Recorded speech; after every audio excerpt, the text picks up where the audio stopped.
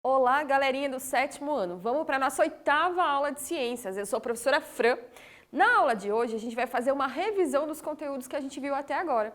A gente trabalhou um pouco sobre a litosfera, sobre a atmosfera, sobre os ecossistemas, sobre cadeia alimentar. Então, a gente vai relembrar um pouquinho de cada um deles através de exercícios. Mas antes disso, a gente vai relembrar alguns conceitos principais para vocês conseguirem acompanhar e fazer os exercícios, ok? Então, vamos lá. Primeira coisa, gente, na aula anterior, a gente falou dos ecossistemas aquáticos, ok? Então, a gente mostrou lá que tinha os ecossistemas de água doce, os ecossistemas de água salgada, falou do manguezal, mas ficou faltando um pedacinho da aula que são sobre os impactos ambientais desses ecossistemas, tá? Então, a gente vai iniciar a aula com os impactos ambientais e termina com a revisão, ok? Os ecossistemas aquáticos, gente, eles sofrem vários impactos. A gente vai falar de alguns deles que eu selecionei aqui, mas tem vários outros, tá? Então, o primeiro que está aqui, gente, está mostrando algumas figuras ali com esgoto, com lixo dentro da água, com o acidente lá, né, catástrofe de Brumadinho, derramamento de óleo. A gente vai focar um pouco nesses aqui, tá? Primeira coisa aqui, então, gente, o derramamento de óleo nas praias do Nordeste. Então, todo mundo viu bastante passando no jornal todo dia que as manchas de óleo estavam chegando em praias diferentes. Qual que é o problema disso? O problema, né, vários organismos são afetados, porque está contaminando o ambiente. Então, o petróleo, que é um contaminante, vai para a cadeia alimentar, fica ocupando os níveis tróficos, acumula, né, esses produtos químicos no organismo dos animais, por exemplo. As algas também são prejudicadas. Então, aqui a gente está vendo o que aconteceu. 9 estados foram afetados, mais de 80 municípios, e a gente nem tem noção do quanto esse ecossistema foi afetado de verdade. Quais foram os principais danos aqui? Danos ao meio ambiente, que é o nosso foco hoje, né? Então, o meio ambiente foi muito afetado, gente. Então, toda uma cadeia alimentar, os níveis tróficos, todos foram contaminados. Então, vários animais apareceram mortos na praia, outros nem apareceram e a gente nem vai ficar sabendo porque morreram no meio do oceano e não vai chegar até a gente essa informação. O que mais? Saúde. As pessoas também foram contaminadas, né? Quem estava trabalhando lá para ajudar a tirar o óleo das praias acabou se contaminando também. E essa contaminação a gente não sabe o que vai acontecer com essas pessoas. Pode desenvolver câncer por causa dos contaminantes, pode ficar doente, né? Então, tem várias coisas que podem acontecer. Então, também causou, além de dano ambiental, dano para a saúde. E dano para a economia. Esses locais, a maioria deles vivem de turismo. E os turistas pararam de ir para as praias, né? Como é que você vai para uma praia que está contaminada com óleo? Então, foi muito prejudicial para essa área também. Fora para a pesca, né? Os pescadores tiveram que parar de pescar porque os peixes estavam contaminados. Outro problema relacionado ainda ao mar, é o ecossistema de água salgada, né? Exploração excessiva de recursos, gente. Para a gente ter uma ideia, aqui no Brasil, a gente praticamente não cria peixe para poder pescar. A gente faz a pesca predatória. O que é isso? A gente pesca, a gente pega os animais que estão na natureza e não toma o cuidado de repor. Se a gente não toma o cuidado de repor, uma hora isso vai acabar. Esse recurso vai ficando cada vez mais escasso e uma hora vai acabar. Outro problema, pesca fantasma. O que é isso, professora? Imagine que os pescadores eles usam apetrechos, por exemplo, rede, né, anzol, e tudo isso pode ser perdido na água. Ou por causa de uma tempestade que acabou rasgando a rede, ou porque um barco passou por ali e também rasgou a rede. Essas redes, esses equipamentos que eles utilizam, ficam ali na água, perdidos, e continuam pescando. Por exemplo, a tartaruga, diversos tipos de peixes. Para vocês terem ideia, uma das maiores causas de morte dos golfinhos aqui no Brasil é pesca fantasma, porque eles ficam presos nessas redes e acabam morrendo. Tá? Então, um grande problema também. Agora, catástrofe ambiental relacionada à água doce. Tá? A gente teve ali o rompimento da barragem de Brumadinho. E alguns anos antes, a gente já tinha tido o rompimento da barragem de Mariana. Essas duas barragens contaminaram vários rios. E esses rios, eles vão em direção ao mar, então também contaminou o mar. Esses rios praticamente morreram. Pouquíssimos organismos conseguiram sobreviver a essa contaminação. Então, teve danos para o ambiente irreparáveis, que provavelmente esse ambiente nunca mais vai voltar a ser igual ele era antes. Fora que causou também problema para a saúde, né? As pessoas também se contaminaram, economia, porque os peixes não podem mais ser utilizados, aquelas regiões todas foram devastadas, e ainda por cima, ó, 253 mortes na de Brumadinho e ainda tem 17 desaparecidos. Então, também o dano, né, para as pessoas nesse sentido de não saber onde está o parente, o que aconteceu com ele, de não poder se despedir. Tá? Então, também foi uma catástrofe muito séria. Outro problema que a gente sofre muito aqui no Brasil e no mundo, eutrofização. O que é isso? Olhem aqui, gente. Quando você joga mais nutriente do que o normal num rio, num lago, por exemplo, como assim? Esgoto. O esgoto, apesar de ser um contaminante, ele tem muitos nutrientes. Quando você joga mais nutriente do que fertilizante também faz isso, tá? Você joga num rio, o que acontece? No primeiro momento, tem mais nutriente, os seres vivos ali aproveitam esse nutriente. Oba, né? Tem mais comida. Porém, depois de um certo tempo, o que acontece? Essas algas aqui, que ficam ali na superfície, elas começam a se reproduzir muito, porque tem muito alimento para elas. E elas formam uma camada em cima do rio. Essa camada impede de que a luz do sol entre dentro da água. E se não entra sol, o que acontece, gente? As algas, as plantas aquáticas que estão ali, elas não conseguem fazer fotossíntese, porque a fotossíntese precisa da luz do sol. Se não consegue fazer fotossíntese, para de liberar oxigênio para a água. E esses animais, apesar de serem aquáticos, eles também precisam do oxigênio. Eles dependem do oxigênio para respirar também. Então, eles acabam morrendo. Então, a eutrofização, ela também acaba com esses rios, com esses lagos, porque primeiro aumenta o número de nutrientes, aumenta o número de algas, essas algas então se reproduzem, impedem a entrada da luz solar e acaba que não tem mais fotossíntese, acaba o oxigênio e os organismos também morrem. Fora que o rio ainda acaba ficando fedido, quando você passa por um lugar e vê aquela camada verde em cima do rio, o rio fedido, é porque está ocorrendo o processo de eutrofização, tá? Aqui tem uma foto de um exemplo disso, tá? Então, o rio já verde ali, de tanta alga que se reproduziu. Então, você conseguiu entender a eutrofização? Eutrofização, então, excesso de nutrientes na água, mais que o normal, e os organismos, então, acabam ali as algas se desenvolvendo e acaba impedindo a fotossíntese e acarretando todas essas consequências que a gente falou, ok? Então, agora a gente vai para a nossa revisão. Gente, até agora a gente falou da atmosfera, falou da hidrosfera, falou da litosfera e da biosfera. Como assim, professora? Eu só estou lembrada aqui da atmosfera e da litosfera. Então, eu vou te lembrar o resto também. A atmosfera, a gente falou, teve uma aula específica para ela, falando então da camada de ozônio, efeito estufa, os gases, principais gases da atmosfera, né? A gente falou bastante sobre ela. Depois, a gente ainda teve aula sobre a hidrosfera. Qual? A aula anterior, que a gente falou dos ecossistemas aquáticos. Então, hidrosfera é a camada líquida que envolve a Terra, os rios, os mares, oceanos, os lagos. Litosfera, a gente teve uma aula só dela também, quando a gente falou lá das placas tectônicas, deriva continental, falou dos vulcões, dos terremotos, tudo isso estava relacionado à litosfera. A biosfera é o conjunto de todos os ecossistemas do planeta. A gente falou de ecossistemas também, então a gente acabou falando de biosfera. E outra, gente, a biosfera, ela ainda leva em consideração a atmosfera, a hidrosfera e a litosfera. Então, essas três esferas estão relacionadas com a biosfera também, ok? Então, na aula de hoje, a gente vai fazer bastante exercício para ver se você realmente entendeu cada um desses conteúdos. Quais foram as aulas que a gente teve até agora? Então, na aula 1, a gente falou só da atmosfera, né? Falou bastante sobre ela. Aula 2, relações ecológicas, que vocês gostaram bastante lá das relações harmônicas, das desarmônicas. Depois, na aula 3, cadeia alimentar. A gente falou lá dos níveis tróficos, da função de cada componente das cadeias e teias alimentares. Aula 4 e 5, a gente falou dos domínios morfoclimáticos, a diferença entre os domínios brasileiros. Depois, na aula 6, a gente falou da litosfera, que foi uma aula que eu tenho certeza que vocês gostaram, porque vocês já sabiam o conteúdo, porque vocês também já tiveram lá no 6º ano. E a nossa última aula foram os ecossistemas aquáticos, tá? Então, na aula de hoje, revisão de tudo isso. Primeiro, então, um quiz, que vocês gostam, eu sei, né? Tem gente pedindo mais, inclusive. Primeiro quiz. Qual dos conceitos abaixo está relacionado à litosfera? Letra A, efeito estufa. Letra B, fotossíntese. Deriva continental ou letra D, camada de ozônio? Então pensem aí que a gente já vai responder junto.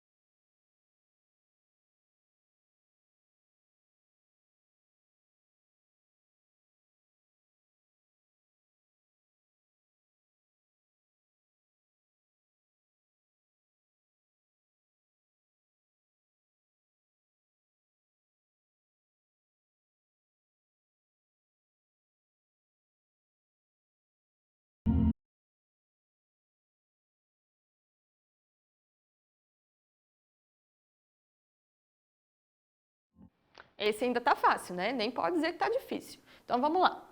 Qual dos conceitos está relacionado à litosfera? Efeito estufa? Efeito estufa é a atmosfera, gente, né? Não pode ser litosfera. A litosfera é o quê? A camada sólida da Terra, solo, rocha, placas tectônicas. Tem nada a ver com efeito estufa.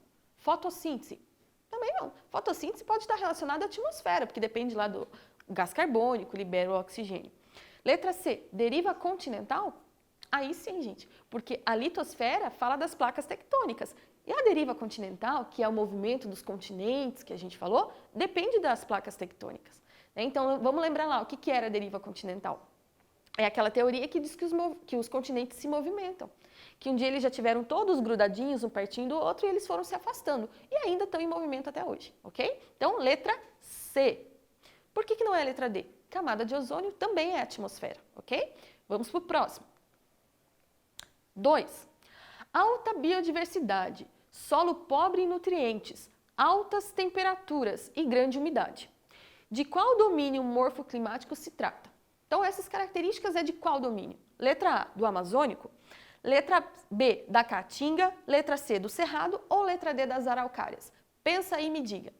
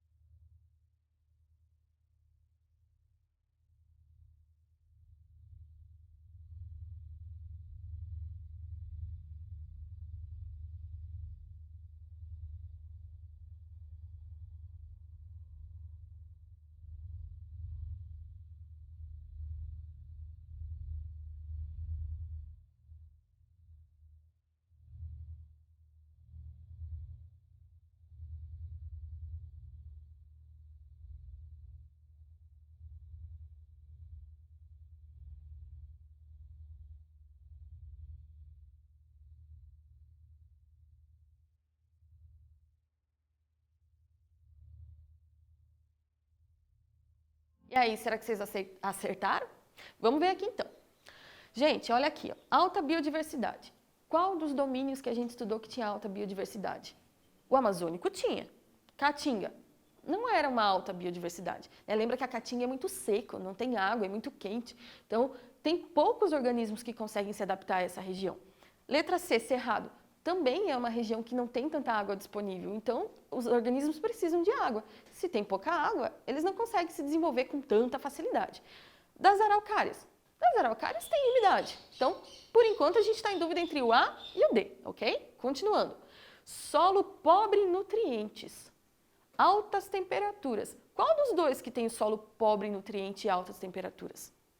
O amazônico, gente, tá? O domínio das araucárias, ele tem um solo rico em nutrientes e as temperaturas são mais amenas, tá? Só lembrar aqui da temperatura da maior parte do Paraná. São temperaturas que não são tão quentes quanto na Amazônia. Na Amazônia é muito quente, tá? Então, a nossa resposta, letra A.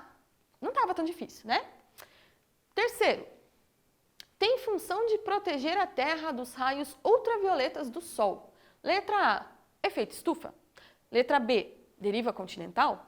Letra C, mares e oceanos. Ou letra D, camada de ozônio. Qual que é a resposta certa?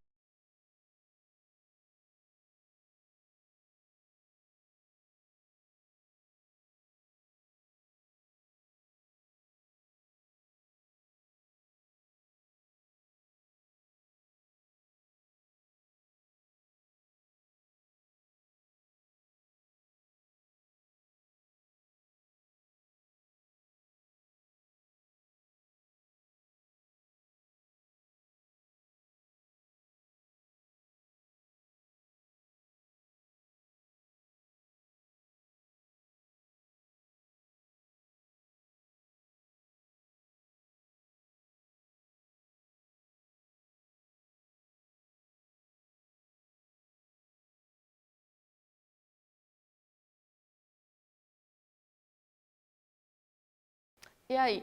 Esse tá facinho também, né, gente? Vamos lá eliminar o que não pode ser, então. Qual função de proteger a Terra? Efeito estufa? Gente, o efeito estufa é aquele que segura o calor na Terra, para manter a temperatura da Terra mais ou menos estável, tá? Ele não está protegendo dos raios ultravioletas, então não é ele. Letra B, deriva continental? Deriva continental é um movimento de continentes. O que isso tem a ver com proteger a Terra de ultravioleta? Também não. Letra C, mares e oceanos? Também não é ele que faz isso, gente. Camada de ozônio. Então, a camada de ozônio, sim, é aquela camada que fica em volta da Terra, que vai filtrar os raios do Sol, né? Evitando, então, protegendo a gente contra o câncer de pele, por exemplo, contra queimaduras. Então, camada de ozônio é que tem essa função, tá? Não confundir, gente, a camada de ozônio com o efeito estufa. Então, olhe bem bonitinho que você anotou em teu caderno nas aulas anteriores, porque eles são diferentes. Os dois são camadas em volta da Terra, mas cada um tem uma função, ok? Continuando. Então, camada de ozônio. 4. Eutrofização ocorre por conta. Letra A. do aumento de nutrientes em rios e lagos? Letra B, do aquecimento global? Letra C, do desmatamento desordenado? Ou letra D, da retirada de um nível trófico da cadeia alimentar? Qual que é a resposta correta?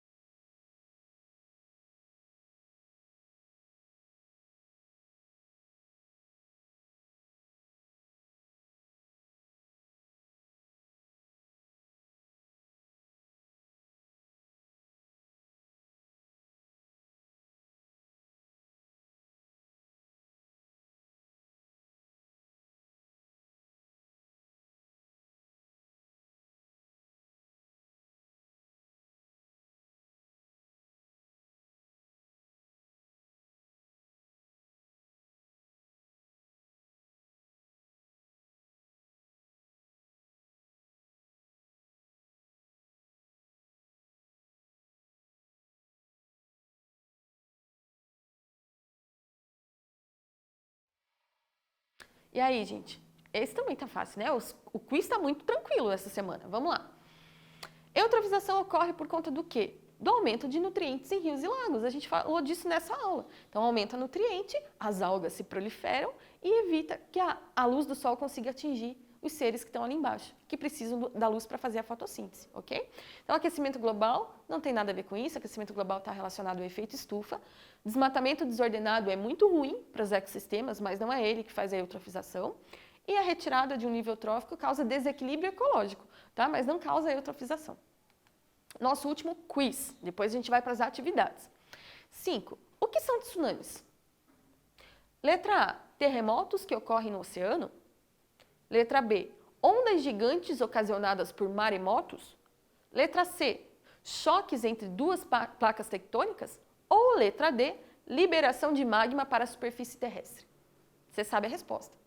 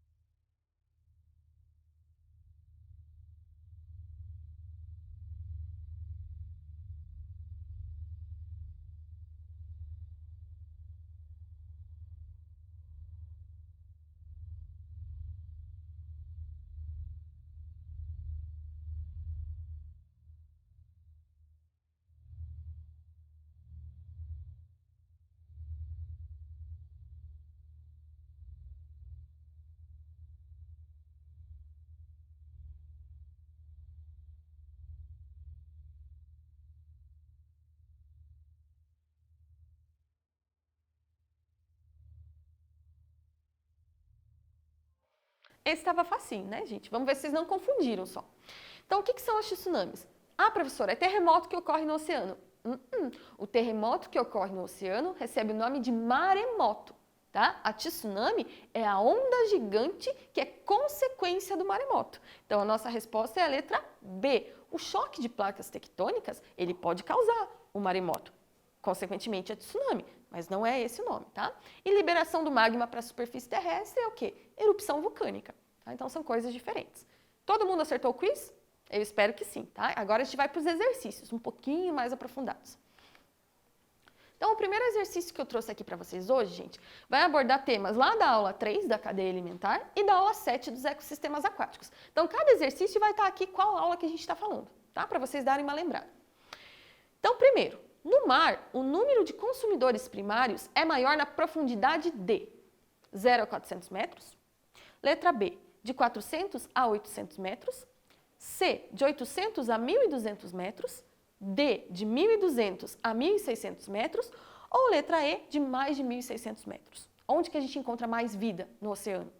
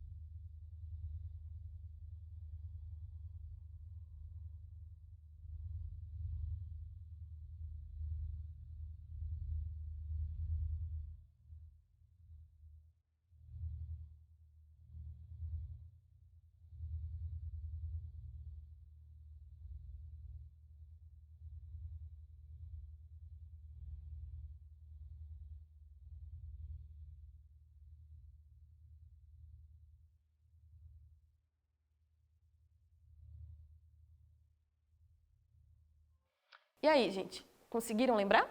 Vamos ver lá. Lembra que a gente comentou na aula passada que a gente encontra uma maior biodiversidade onde chega mais luz? Vamos pensar lá no oceano. Onde que tem mais luz? Onde é mais raso ou onde é mais fundo? Onde é mais raso. Então, de 0 a 400 metros. A gente recebe mais luz, então tem mais fitoplâncton, tem mais algas que fazendo a fotossíntese, são os produtores das nossas cadeias alimentares. Então, se tem mais produtor por ali, vai ter mais consumidor também, se alimentando dos produtores. Ok? Então, de 0 a 400 metros, a nossa resposta. Esse era só pensar um pouquinho. O próximo aqui. Olha, gente, esse aqui é de vestibular e vocês têm condição de fazer, ó.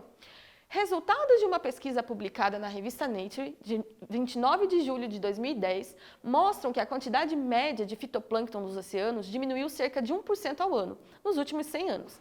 Explique como a redução do fitoplâncton afeta, letra A, os níveis de carbono da atmosfera, então o que o fitoplâncton tem a ver com o carbono, e letra B, a biomassa de decompositores do ecossistema marinho, ou seja, a quantidade de decompositores do ecossistema marinho. Então respondam aí para mim, fazendo favor.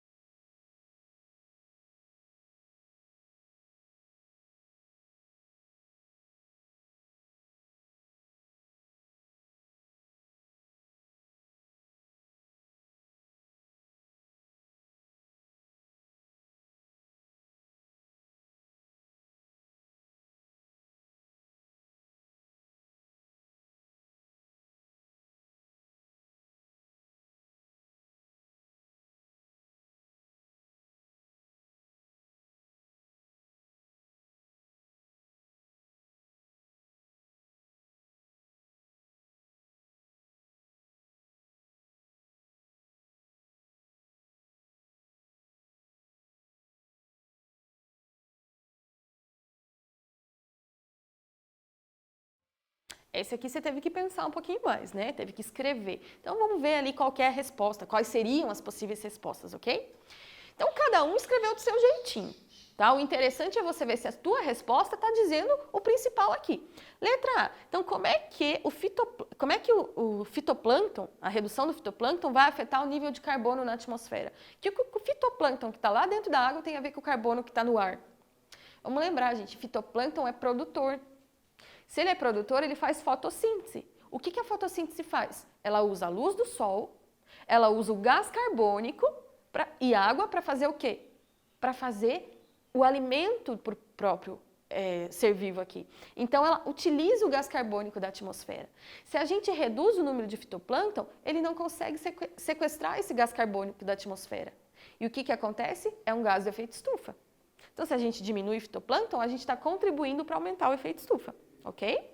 B, como é que diminuindo o fitoplâncton, a gente vai também acabar diminuindo a biomassa de decompositores desse ecossistema? Vamos lembrar, gente, para ter bastante decompositor, tem que ter bastante vida. Se eu diminuir o fitoplâncton, consequentemente, eu vou diminuir o próximo nível trófico dos consumidores, e o próximo e o próximo. Então, vai chegar lá no decompositor, não vai ter tanta coisa para ele decompor. Então, também vai diminuir o número de decompositores. Então, tá vendo? Uma coisa afeta a outra, ok? Gente, tem mais exercícios para vocês aqui, tá? A gente não vai ter tempo de resolver tudo nessa aula, mas vocês vão ter acesso aos slides. Respondam, resolva, tiram dúvida com os professores, ok? Então esse aqui eu vou deixar para vocês fazerem sozinhos. Esse aqui também, tá bem bonitinho, leiam com atenção e façam, tá? A gente vai responder esse aqui junto. Tá dizendo assim, ó, o registro de fósseis marinhos no alto de montanhas foi uma das evidências utilizadas por muito tempo para sustentar a ocorrência do dilúvio, já que não haveria outro motivo para levar conchas e cascalhos a regiões com mais de 2 quilômetros acima do nível do mar. Explique de forma científica como os fósseis marinhos foram parar nas montanhas. Então, como é que a gente vai dizer cientificamente? Como é que foram parar esses fósseis lá?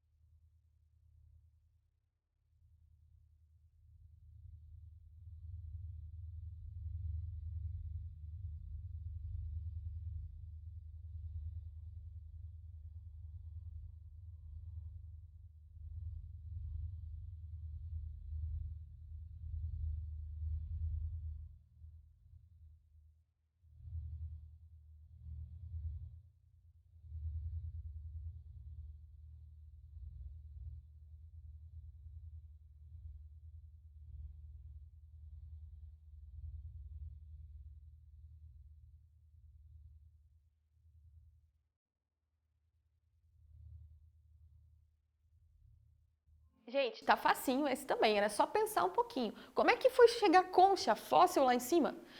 Gente, lembra que as placas tectônicas, elas têm movimento de choque? O movimento de choque pode erguer toda essa terra que está em cima, formando montanhas. Então, provavelmente, essas montanhas que têm os fósseis marinhos, um dia já foram ao fundo do mar. Estão perto de placas tectônicas que estão se chocando e está fazendo todo esse ambiente subir. E levou para lá, então, os fósseis marinhos. Ok? Gente, a aula de hoje foi muito boa. Adoro estar aqui com vocês, tá? Façam os exercícios com carinho. Eu espero vocês na próxima aula. Tchau!